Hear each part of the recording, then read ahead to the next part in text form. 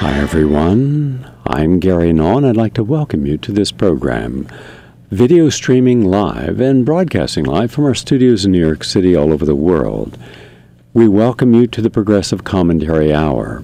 Today, we're going to look at the delusions of our two-party system, how we got there and where it is leading us as it becomes increasingly corporatized. My guest today to share their insights will be Joel Hirschhorn. He is the author of Delusional Democracy, Fixing the Republic Without Overthrowing the Government, which is praised by a lot of individuals in the progressive movement for its concise, clear deconstruction of our two-party system and how it undermines democracy today. He is a former senior official at the Congressional Office of Technology Assessment and was the Director of Environment, Energy, and Natural Resources for the National Governors Association. He was also a full professor at the University of Wisconsin-Madison, and he is a co-founder of Friends of the Article 5 Convention and a frequent commentator and writer on the need for a second American Revolution to restore American democracy and to advocate reform through constitutional amendments. His website is foavc.org. He will be joined by Dr. Jim Garrison. Dr. Garrison is the co-founder and president of the Wisdom University. As the co-founder and president of the Gorbachev Foundation, he was instrumental in the founding of the State of the World Forum in 1995, which generated a global network of leaders and visionaries from all walks of life to define a template for a more sustainable global civilization. He also initiated the launch of the Commission on Globalization, which challenged the existing global governance system and gathered leaders together to define viable alternatives. He has degrees, graduate degrees in religion and theology from Harvard and Cambridge universities. Among his books are Civilization and the Transformation of Power and America as Empire, Global Leader or Rogue Nation. Nice to have you both with us today. I'm going to begin with asking both of you the same question, and we'll start with you, Joel, if you would please. And that is today, an NBC News and Wall Street Journal poll released showing that both parties, Democrat and Republican Republicans in particular, are in a very sorry state of affairs with respect to popular approval. Only 1/10 of those polled were impressed with the Republican primary, and 7 out of 10 had only negative words to say about it, such as depressed, painful to watch, dreadful, unenthusiastic. As for the Democrats, Obama held his 50% general approval rating, but the vast majority of those surveyed in the poll said the country was on the wrong track. Only 33% believed that it's going well. Also, 51%, greater than 50%, disapprove of his handling of the economy. Other findings in the poll, the majority said that congressional representatives should be replaced. But more interesting, 49% claimed to be independent, hence free of both Democrat and Republican allegiances. That's the highest number I've ever seen. Now, this is a rapid growing number of citizens who don't see themselves aligned with either of the two major parties compared to previous election periods. And here is the problem. There is no real party for them to go to or align themselves with that has an inkling of chance to be represented in our federal government. So I would like to hear each of you lay out for us what you observe as the political terrain and choices available to Americans today. Joe, we'll start with you, please. Yes. Well, it's very clear from these and many other facts and statistics that we really don't have effective political competition in the United States. We have two major parties, but they're really, two sides of the same coin, as many people have said. We have what I would have called consistently for many years a two-party plutocracy. And basically, the public is manipulated into trying to get the public to believe that there are really major differences between the parties. But those differences are not profound, and they tend to disappear after primaries and after elections in general. So, I think this, we're in a terrible state in terms of American democracy and the American political system.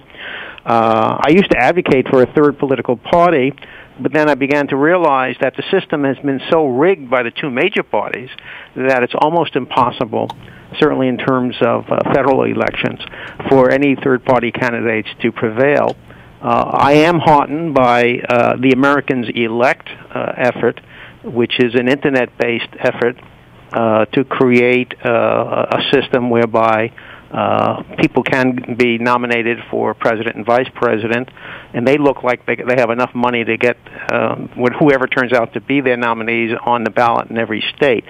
But in general, I've used this term delusional democracy for a long time, and I think that most of the American public is certainly fed up, but again, they don't know what to do. Many of them, of course, have stopped voting, and I think we ought to appreciate the fact that, why participate and give legitimacy to a corrupt and dysfunctional political system? So I respect people who don't want to vote anymore. I have said in the past that it would be interesting to get voter turnout down to maybe 20%.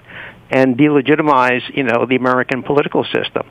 We need something to fix the system. I don't think it can happen through elections anymore, which is why I advocate constitutional amendments to reform the system, notably an amendment, for example, to get all private money out of federal elections. So that's my sort of big picture view. Again, I emphasize that the founders gave us something in the U.S. Constitution in Article 5, basically the Convention of State Delegates that can propose amendments to the Constitution. They put that provision in because I think the founders were wise and anticipated the day when the public would lose faith and trust in the federal system. And it's clear from the statistics that you gave, Gary, that that day has arrived. Thank you. I appreciate those oversights. We'll come back to you in a few moments. Jim, before you address this, I'm going to add a few other pieces on for you, if you don't mind.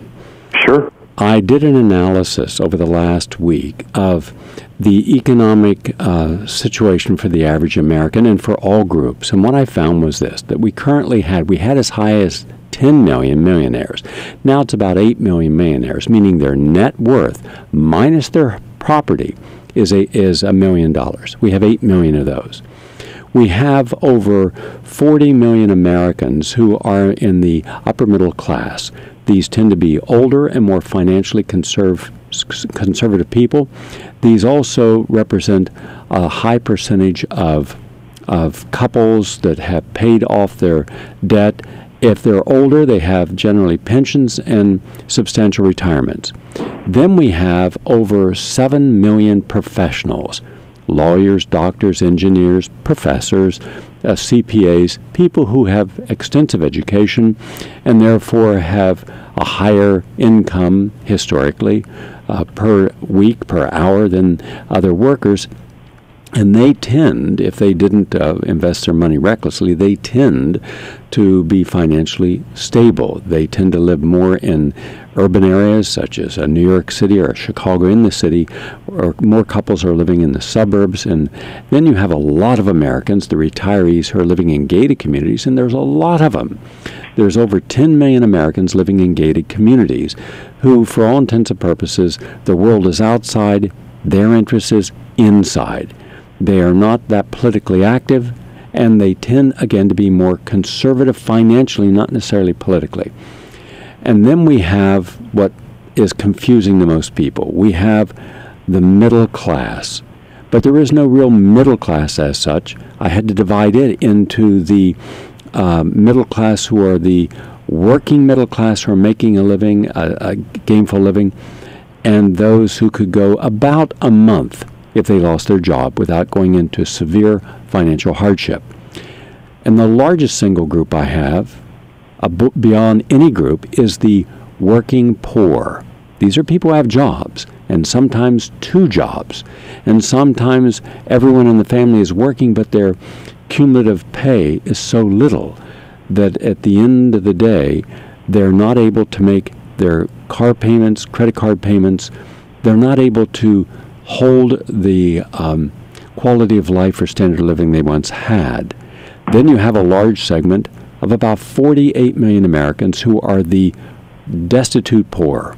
And within them, you have 12 million children who don't even get enough food each day. You have 48.7 million Americans who are on unemployment.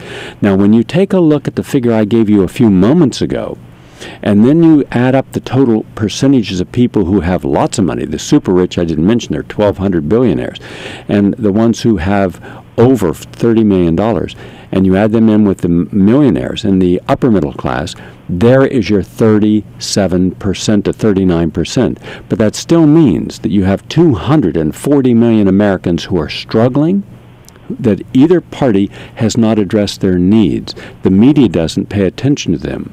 So when we talk about a two-party system, and we hear what they're proposing, either Obama and the Democrats or the Republicans, either the existing congressional Republicans or the presidential candidates, what we hear is that the major issues that I'll get to in a moment are not being addressed, the important issues, by either of these groups. And then you see, well, who cares and who doesn't care, who's affected and who's not affected, who could, it doesn't matter who's in the White House, their standard of living, their security is not going to be fundamentally changed.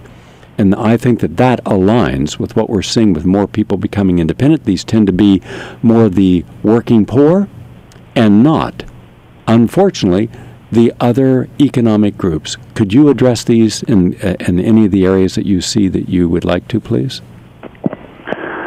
Wow, Gary, that's a devastating kind of critique, and so I just want to acknowledge that. I think that I would add 2 points just to round out what you've said and Joel said. And I think, Joel, your notion of delusional democracy is very apt. I would add another term. I think we've also entered what I would call totalitarian democracy. And as you both know, and many of your listeners know, in December last year, the U.S. Senate, by overwhelming majority, voted the 2012 National Defense Authorization Act. And so I think it's very important for Americans to internalize that we have now surrendered through a democratic process our basic civil liberties. The U.S. government, the President of the United States, government officials can now come into any home, seize any citizen, detain them indefinitely without a charge, execute them if necessary without any judicial constraint.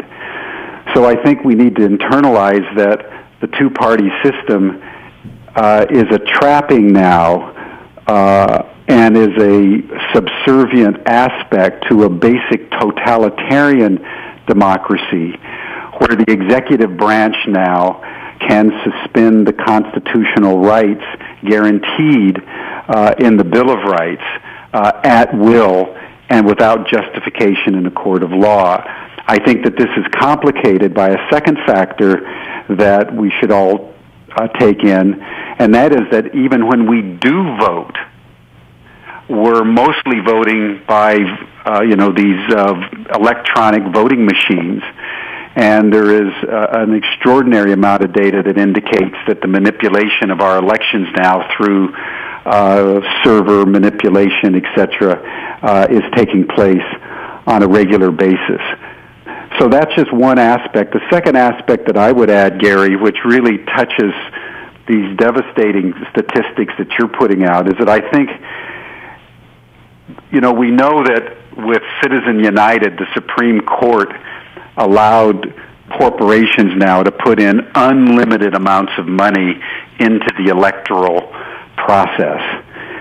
And we are seeing in the Republican nomination process what a few millionaires supporting Gingrich, for example, are capable of doing, and what these super PACs, which Obama was initially opposed to, but now he has joined the crowd and like everybody else is starting to employ the super PACs. But there's a deeper, I would say, malignancy to the buyout of the political process through money, and that is that the financial elites now in the United States on Wall Street, which during the historic period of our republic were aligned with the government and supported by the popular will. That's how the American Republic became a global imperium.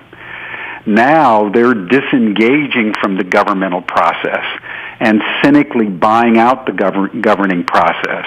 And they're now treating the U.S. economy basically like they have been treating Nigeria or any country into the third world, so that the statistics that you're pointing out, Gary, are not accidental. They are the direct result of an increasingly rapacious financial sector, which has now neutralized any government oversight or feedback. So there's no more feedback loops in the American system, no more checks and balances, either with the protection of constitutional rights or to check the financial elites in an increasingly rapacious deconstruction of the American economy. And within that process, we're being asked to vote. And that's where I think we get into a delusional democracy. Thank you very much, Jim. I appreciate those very unique insights. Now, I would like for both of you to consider this larger issue, and it's one that concerns me. Yesterday, I premiered a new film, a new documentary on Long Island, two packed houses back to back, and a broad spectrum of the people there came from working class, middle class, so there were some activists there, professional activists. It was about our veterans. And it's American veterans betrayed and forgotten. And I found 975,000 homeless vets across the United States. In one area alone, near Titusville, Florida, I found 16,000 living in the woods. No electricity, no utilities, no toilets, no water, no food. And they were there because at least it was warmer than being in another part of the country and being poor and homeless. There was one place they could go each day and get one meal, if they could get there. Most had to walk there. It was miles away. Afterwards, I asked this audience, I said, how many of you here knew of the conditions of nearly 1 million vets they didn't know? I said, my statistics, which come from a Freedom of Information Act request from the Department of Defense, shows that 76,000 GIs died from what we would call Gulf War syndrome, meaning non-battlefield disease. None of those have been talked about by the media, and 753,000 have actually applied for treatment, and yet these are being denied, and the conditions such as Gulf War syndrome being denied. Now I say I'm only using this as an example. If I said that 750,000 GIs are sick from depleted uranium, from vaccinations that were experimental, from exposure to all these environmental toxins, that's hard to wrap your mind around. It's like saying that we have 36,000 children starving to death each day. But if one little girl falls down a drain pipe, the whole world holds its breath for the next 2 or 3 days till that girl's recovered, and we all sigh and we shed a tear and we think, thank God for that one girl. 36,000 little girls dying each day. We are numb by it. We can't wrap our mind around it. And I said, how many of you in here now think that our two-party system is capable of solving any of our major problems? Not a hand went up. And I said, well, let's just test this. I said, our American media, which is a part of the official system, promotes either a Democratic and hence a liberal or Republican and hence a conservative view, that they're diametrically opposed to each other. Hence, I said, we're told to believe in the official corporate Democrat or the official corporate Republican stance. For example, and you'll see where I'm going with this, and I'm going to give unlimited time to both of you to address this, but I wanted to give the larger picture, so please understand why I'm taking a little more time on this. I said, so let's just take the Republicans. They're against big government, and they want small government. They're against regulation, and they want deregulation. They're against safety nets. They want blind faith in the marketplace and to impose social conditions that end up in inequality. However, the Democrats are supposed to be for the poor, for unions, for the environment. They're supposed to be for our rights, our constitutional rights and guarantees. Now, who do you know in government today that would be a Eisenhower Republican conservative or Franklin Roosevelt Democrat liberal? Anyone who starts advocating that a system in government should represent the needs of the people are marginalized because they're no longer official. They're a threat. They're a virus. So if a Democrat comes up today who's progressive and wants to challenge Obama, they're warned and threatened. Hence, he'll have no competition within his own party. Now, let's just take a look at this. The Republicans are against socialism. Well, how about almost all those Republicans who are against socialism went to public schools, public junior highs, grade school, high school, and many went to public colleges. They're against socialism, but they are for a house that burns down and a fire department or a police officer coming, or a National Guard person in an emergency coming to protect the public and its interests. If there's a tornado, who was out there? It was a socialized part of our system that helped the people that just got hit with 100 tornadoes the other day. And yet they say they're for small government, and they've created the largest government in history. But they say they're for efficiency, and yet we know that over $1.3 trillion is being spent this year by the Defense Department and its other offline services, including the wars, and we only need $200 billion. That's under 8% of the existing military defense budget in order to keep us safe. So it's all redundancy. If they're that critical about waste and wanting to balance the budget, why don't they go in there and take $1.2 trillion of waste and bring it back into the public system? That would drop down the debt. They say they're against irresponsible financial policy, yet they allow the Federal Reserve, a private banking institution, to create fiat currency. Why not eliminate the Federal Reserve and give that right back to the Treasury that could then print money at zero interest and save us $500 billion a year we're giving the bankers for interest on the debt? That would save us $500 billion. They say they're against nationalistic policies but we're in almost 131 countries with our bases. And also, when did the Democrats have abandoned unions? They voted for NAFTA and GATT. They've allowed the largest polluter in the world to be the military-industrial complex with no sanctions against it and no challenge to its reputation.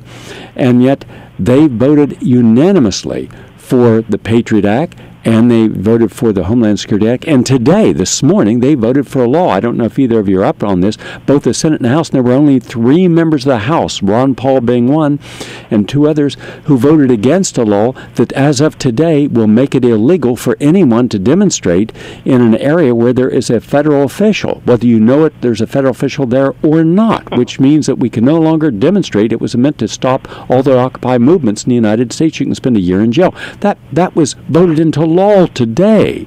So I then asked this group yesterday, and I'll conclude my thoughts, are the people in power in either party right now and the White House, are they for the bailout of the American people? Did they stop home foreclosures? Did they forgive student loan interest? Did they forgive usurious rates on credit cards?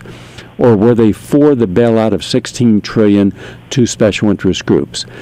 They're all pro, both parties are pro the Federal Reserve, pro Wall Street, pro military industrial complex, pro Homeland Security, pro the police state tactics, pro outsourcing of jobs, pro insourcing 8.2 million jobs that we have imported in the United States of high-tech, highly educated people, mainly from India, in the last 6 years. 8.2 million. And whose jobs do they take? Highly educated specialists who had advanced degrees in engineering and different technologies.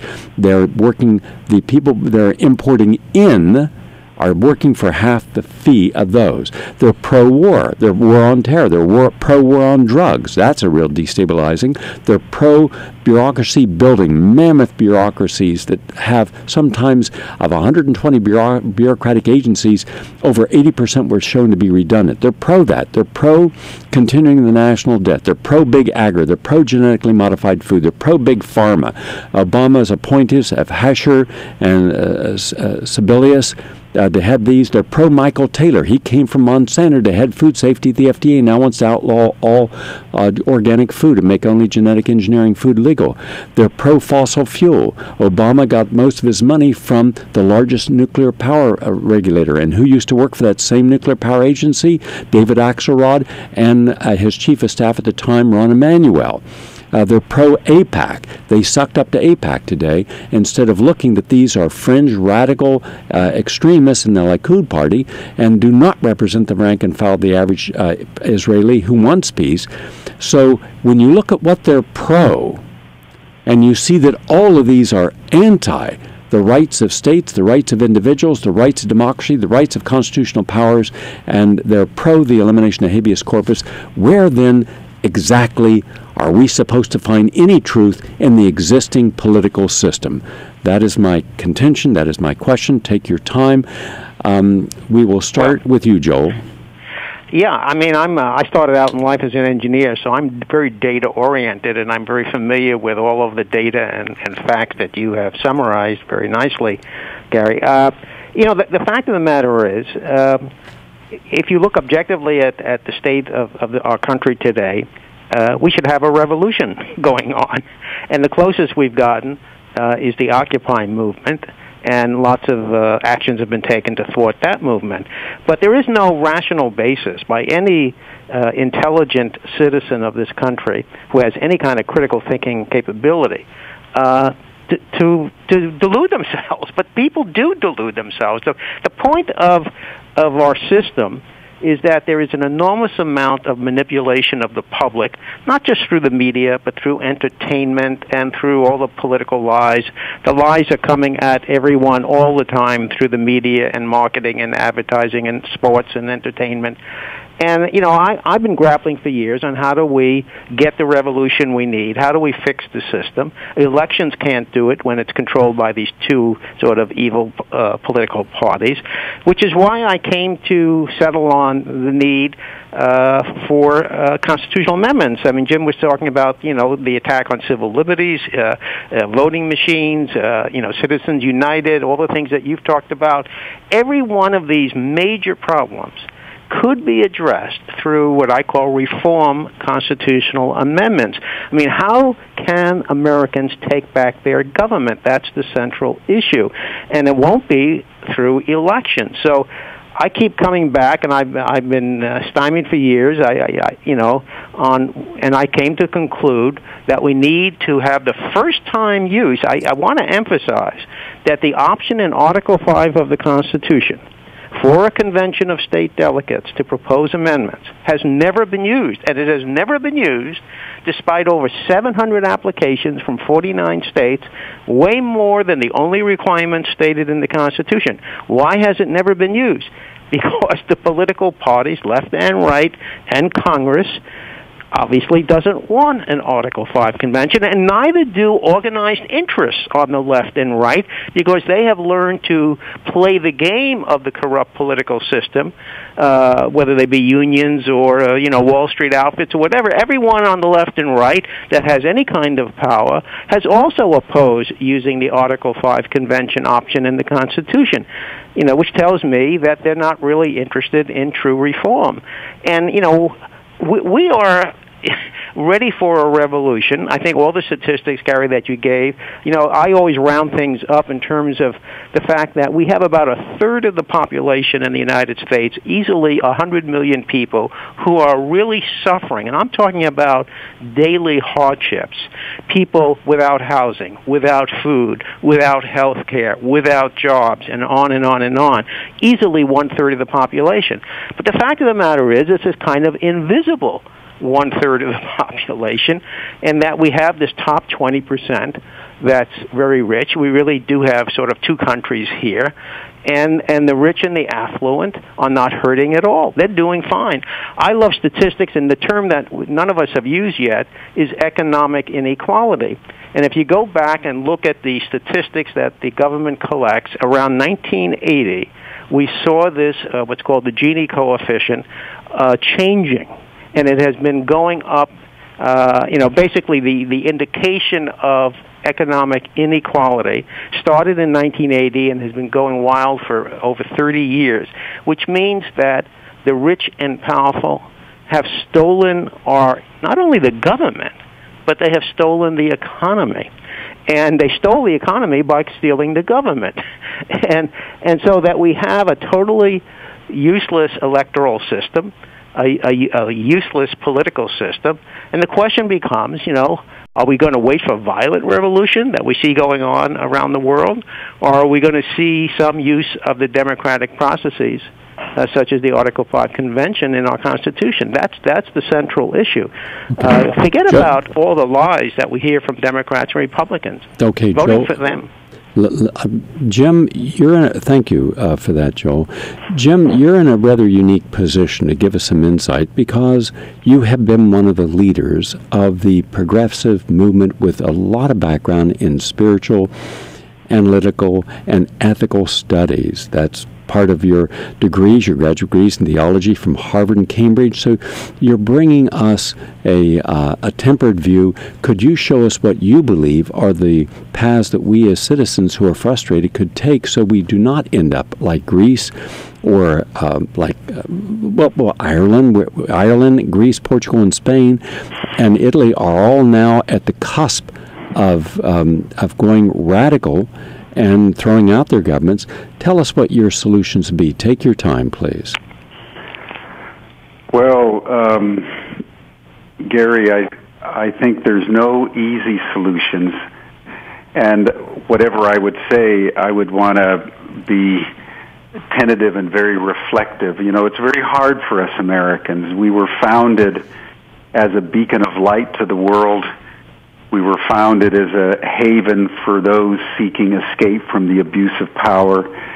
And the great tragedy that you're pointing to with your statistics and Joel and his analysis is that the United States in the last, I would say, 30 years, say from the beginning of the Reagan administration, has really become what it was founded not to be.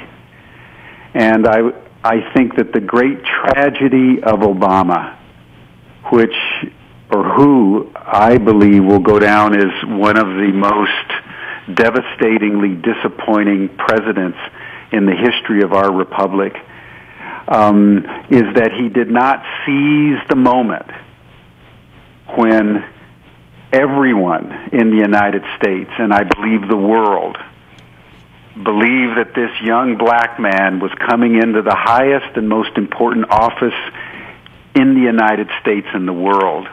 He came in with more moral and political capital than any president in modern history. He came in with majorities in both the House and the Senate.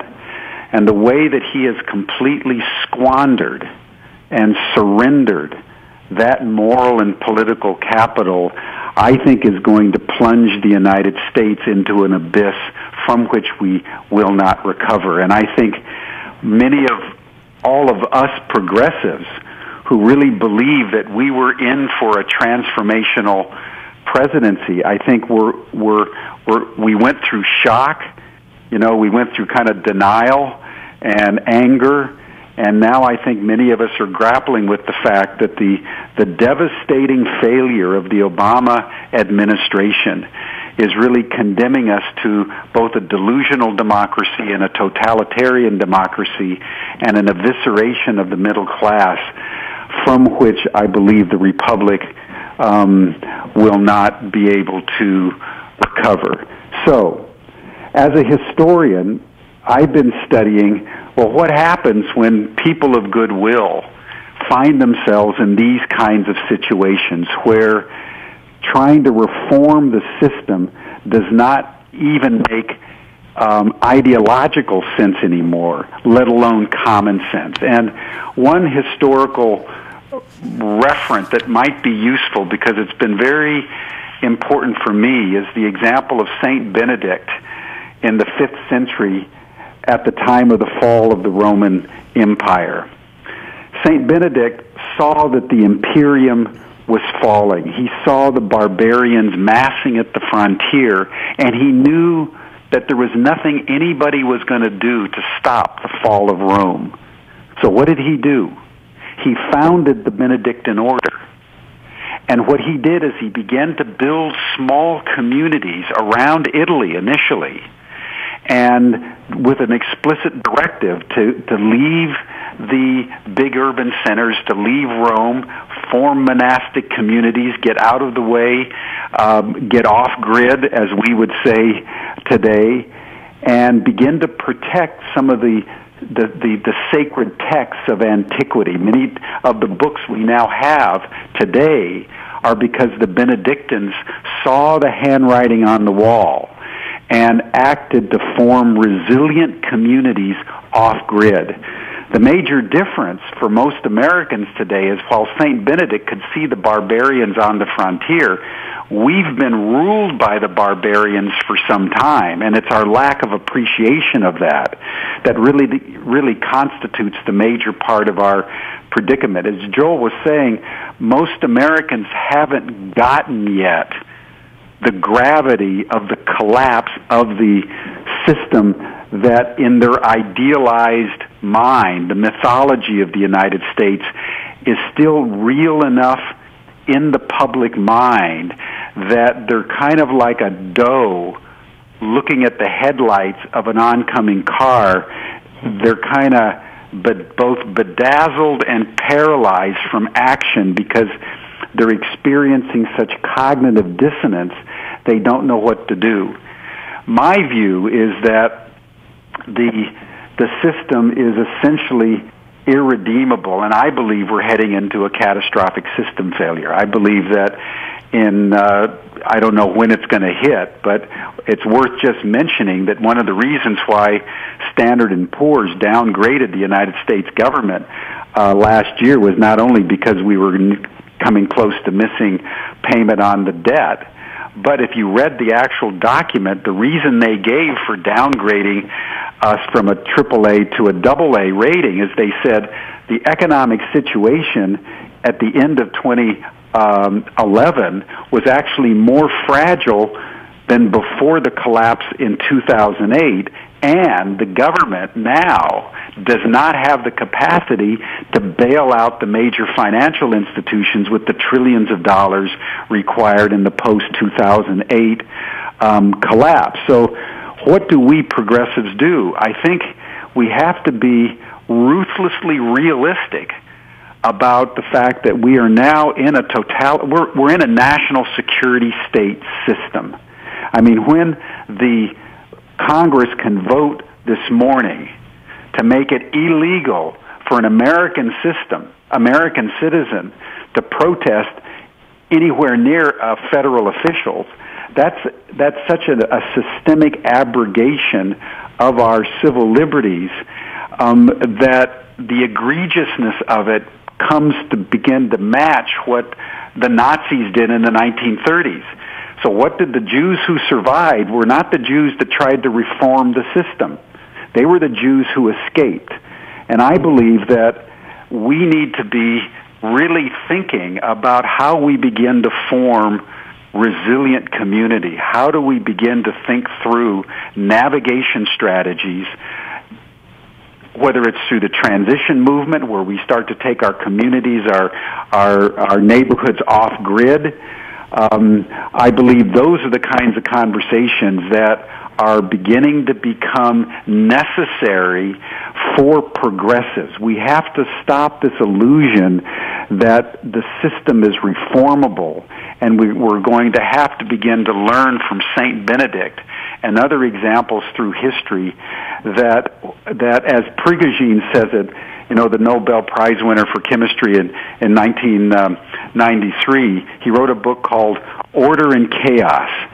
And he made a very important point about natural systems. He says, when the chaos in a system gets to a certain point, the chaos rules, and the only thing that can be done is to form an island of coherence in the rising sea of chaos. And that by concentrating on the island of coherence, I believe that is where progressives need to be. I absolutely agree with that, Jim. Here are three other elements that we also, as progressives and realists and pragmatists, we must consider. We must consider that the rest of the world is not aligned with us ideologically. China China and India and Russia and Brazil and South Africa and the BRICS nations, they're going to have in the next 2 to 3 years their own floating currency, mixed currency, and going off the dollar as the reserve. 23 countries in Central and South America, led by Venezuela, are now creating their own bank to do all their commerce through, going off the dollar as a reserve currency, not even inviting the United States and Canada to participate in this because how they've been used in the past. When these two things begin to solidify, when they're now trading, India is trading and China are trading with Iran for gold for oil. And when you start seeing that currency evolve so that people say, now, let's lower down all the dollars that we have from the Americans and T-bills, when it gets to a certain threshold, I believe you're going to see it almost overnight in the next 2 or 3 years. The dollar one day you're going to wake up and will be the currency, then later in the day it won't be the currency. The dollar is going to crash, hyperinflation. On top of that, one factor is we don't control the world nor its economic status, and people are only rushing in the euro right now in the belief that the dollar is stronger, but there's no question Greece is going to default. There's no question Spain, when Greece defaults, Spain's going to take Iceland as an example and say goodbye to their austerity programs and get a 48% unemployment rate in their youth and a 22% official unemployment rate out of the doldrums. You're going to see Italy say back off. And you're going to see Ireland say, we've had enough. We went from being the Celtic Tiger, the fastest growing economy beyond Germany in the European zone of the 27 nations, to one of the worst. They're going to fight back. I also see that there are environmental issues. We're not paying any attention to the solar storms coming. I've interviewed multiple nuclear physicists and astrophysicists and others saying, how bad could this be? Could this be an 1859 Carrington episode or just a 12-year cycle of a magnetic radiation plume hitting us? Most of the people I've spoken to said, if it is 1% beyond the 12-year cycle, you're going to have grids frying, and with that you're going to have utilities failing, you're going to have people going into blackout, and you're going to have social chaos. If it lasted a month or a week, because the only place you can repair these is from China, and there's a 3-year waiting list for those 100-ton substations and major power stations. Then you have on top of that, 16 states are in full drought alert. You have water wars that are going to be waged at first legally between Colorado and Arizona and California and Nevada. You have the worst rain, the worst snow, the worst drought. You have such extremes, 100 tornadoes just in one 24-hour period, most in American history. This is going to be the new norm, floodings, and yet no money will be spent to de-ghettoize America, no money will be spent to rebuild its infrastructure, because the people in power are virtually today indifferent. There'll be no stopping credit default swaps, no stopping derivatives, no stopping in trading in commodities. The people who want us to be in war with Iran right now, a war that cannot be won, are the bankers who would be in Wall Street, who would be taking the price of a barrel of oil to $300, a gallon of gas to $15. At the end of the day, Americans at some point will say enough. Now, right now, there are 9.2 million American homes that have been foreclosed on in the last 4 years. There's 4 people per home. That's 36 million homeless people, yet you won't see them out there because they're couch surfing and staying with in-laws and families. They've been absorbed, and we don't like to see homeless people in our society. But that means you have an awful lot of people who are dirt poor and angry and feel there's no one interested in their situation. So you got to contemplate the foolishness of a war with Iran, which is almost inevitable because of the people in Iran, the people in Israel who are in the Likud party, the Netanyahus. You're going to have environmental cataclysmic events. There's 12 tipping points. 3 are going to tip. The others may not. But it doesn't matter whether you believe in global warming or not. These are going to happen. We will have it sometime in the not far future. It could be tomorrow. It could be 5 years from now. But that final plate on the Pacific rim of fire will collapse. When that happens, you can expect to see everything from middle Alaska clear down to Southern California with some cataclysmic events, and they're not prepared at all. You could have solar storms knocking out the Northeast, the Midwest, and the Northwest of the United States. We're not prepared at all. We're in denial. Yet this could easily be prevented with surge protectors and 1 year's worth of absolute mandated diesel fuel at every nuclear facility, because if the power goes out for more than a week, your 104 nuclear power plants go into Fukushima stage. You've got 59 hours maximum when the water drains out of the spent fuel rods, and then you have meltdown and no way to stop it and no way to protect people, and you've got 20 million people living within 50 miles of 2 nuclear reactors at Indian Point. No evacuation, no way to help them, no way to protect them, no electricity, no water, no fuel, no food. Imagine that, and that is entirely, it's not just plausible, it's highly probable. So wise people are already making moves to where can we have a plan A, where can we go, where's the best places. So communities are beginning to form. People are beginning to talk. That's about 12 to 14 months off to see. I hope we're all wrong. If we're all wrong, good. The solar flares come. We have a nice night light in Alaska and nice in South America and over the Antarctic, but we don't end as a society. So we have to consider that. Plus, in the other sense, we have ALEC. We have a group of over 275 corporations that literally control all the laws coming out of every state. Now, with all that being said, and a media that is complicit in all of this, I want you to listen to something, because, Jim, this is exactly what you were talking about, and I'd like both of your thoughts on this. Americans today are constantly watching their speedometers and trying to conform to every little rule, yet there are so many rules that it's impossible for even the most honest and hardworking Americans not to be breaking some type of law on a daily basis. We are slaves in a criminal monetary system where the Federal Reserve steals from the middle class through inflation and transfers this wealth to their banker friends on Wall Street. We are forced to accept pieces of paper as money when the U.S. Constitution defined only gold and silver as legal tender.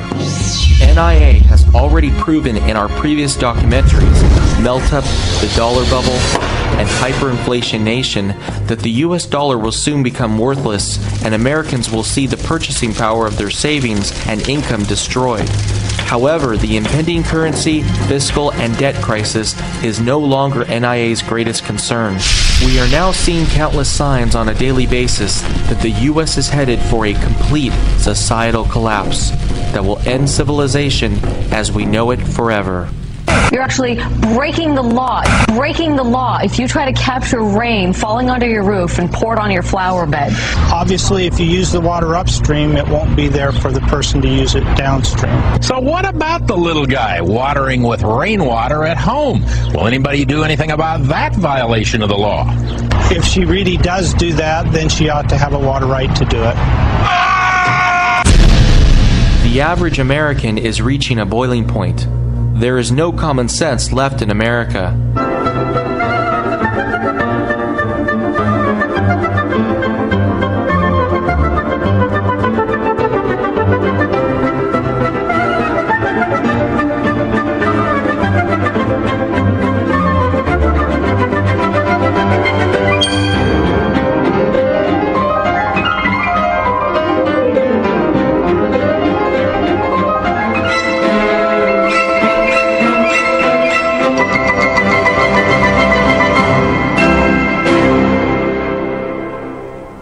NIA has received hundreds of emails from members who are over 65 years old and are being carded to buy alcohol at major retailers like Target and Walmart.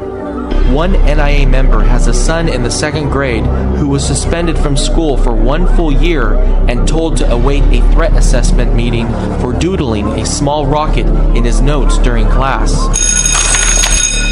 15-year-old Adam Hernandez, a high school freshman in Shorewood, Wisconsin, was recently arrested, handcuffed, and booked on a charge of theft after a friend let him have his lunch. Adam's friend was part of the school's free lunch program, but Adam wasn't. So eating his friend's $2.60 chicken nugget meal was stealing, according to school officials. So Adam said his side of the story. They did not believe him. His friend Jakari, who gave him the chicken nuggets, they did not believe him. What they chose to do was to handcuff him, arrest him at lunch in front of the school body, and put him in jail. Federal agencies have now put 6-year-old girls on the no-fly list as potential terrorist threats, and even 3-year-old girls are now being harassed for no reason by TSA agents at airports.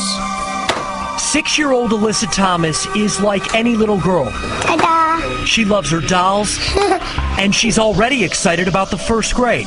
But according to the U.S. government, you should be worried about what she's up to. Dr. Santosh Thomas was just made aware that his oldest daughter is on the list, the terror watch list that impacts travelers who could be a threat to national security.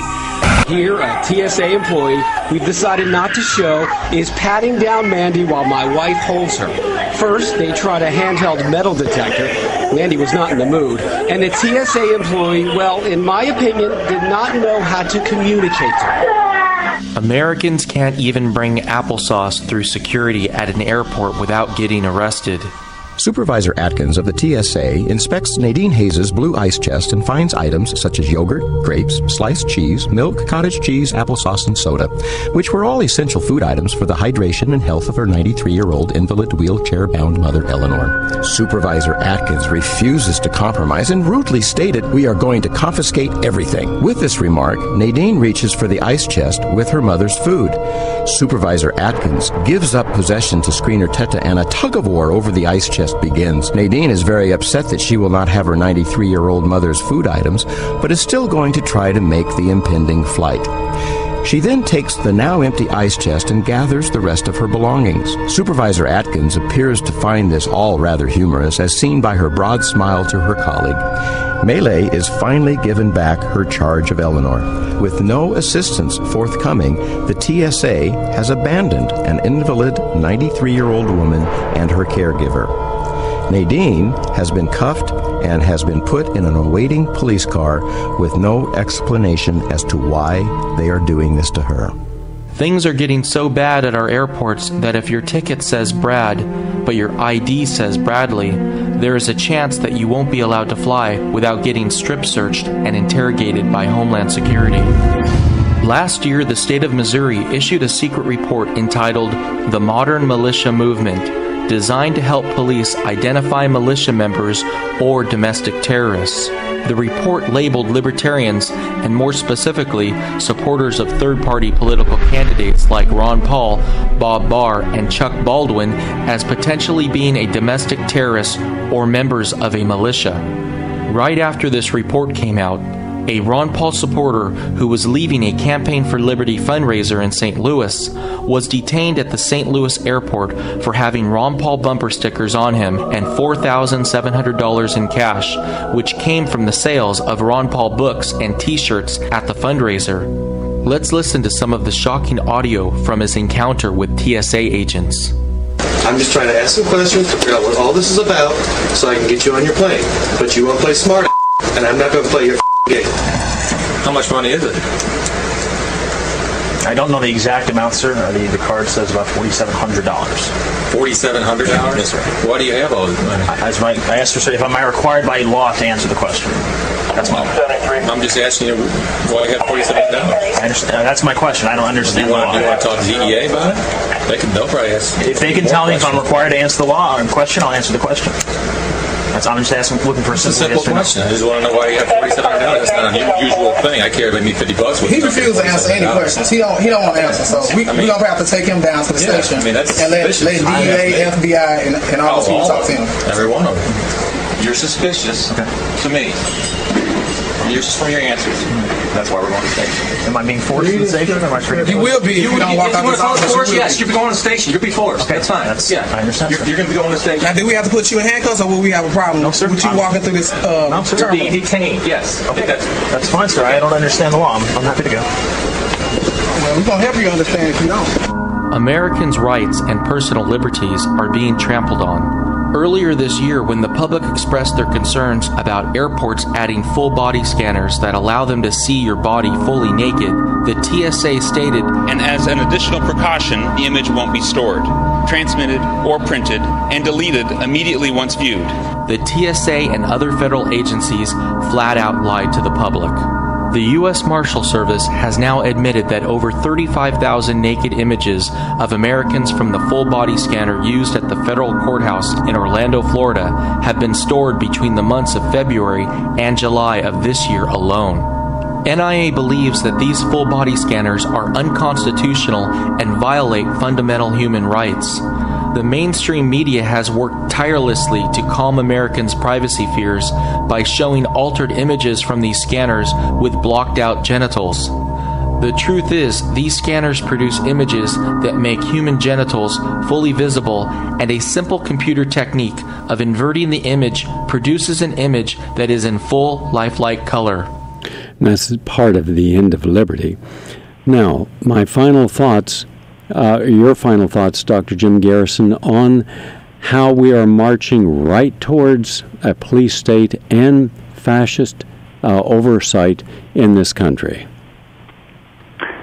Oh boy, well, having flown a lot and been through a lot of TSA scanners, I can testify to the humiliation of what all passengers have to endure. And I think that the tenor of that clip, Gary, really speaks to the emerging ethos of America. I mean, America now is spelled with a K instead of a C.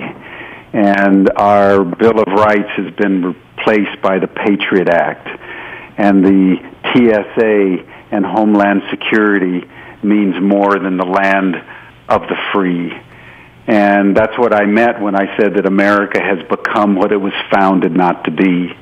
I think it's going to take some time for Americans to internalize the magnitude of this transposition of values and how we do it, and whether we have the courage, as Thomas Jefferson encouraged us to do, and that is to have a revolution every 20 years, is going to be a real question. I think there's going to be blood on the streets, and I think at some point tens of millions of Americans are going to wake up to, like they did in Egypt, like they're doing in Syria, like they have been doing in different countries around the world.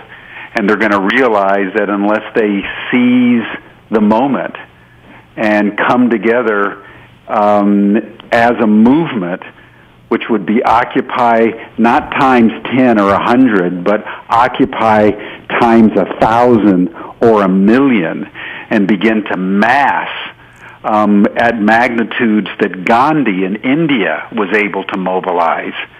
That's the only prospect that I think is out there, given what we just listened to redeem this country.